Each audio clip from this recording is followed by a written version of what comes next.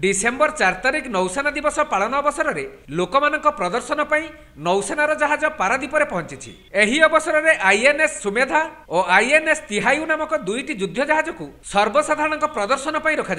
युवपीढ़ी मानक नौसेना प्रति आकृष्ट करने सह लोकमानक मध्य सचेतनता सृष्टि करने लक्ष्य में एही युद्ध जहाज गुड़िक प्रदर्शनी करा जायथाय। शनिवार और रविवार 2 दिन धरी सर्वसाधारण देखा नौसेना पक्षर व्यापक व्यवस्था करा जायछि। एने गोपबंधु स्टाडियम निकटरू लोकमानक बस जुगे जहाज पाखक निया जाई बुली देखिबार सुजोग मिलुछि। तेबे जहाज देखिबा लागि दूर दूरांतरू आसिथिबा लोकमाने जहाज बुली देखिबा सह भारतीय नौसेना किभଳି शत्रु मानकु मुकाबिला करूछि तार रणकौशल संपर्क में नौसेना अधिकारी मानकु पचारि बुझिथिले। एपरिकी किछि युवपीढ़ी मध्य आगकु नौसेना सामिल हेबाकु आग्रह प्रकाश करिसथि। तेबे प्रतिवर्ष नौसेना दिवस पालन अवसर में एही भଳି युद्ध जहाज गुड़िक पारादीप बंदर को आसुथिबारु सर्वसाधारण एगुड़िक देखिबा सह एहार रणकौशल संपर्क में जानिबाकु पाउछथि। पारादीपरु विरोध प्रसादक रिपोर्ट कोणार्क लाइव।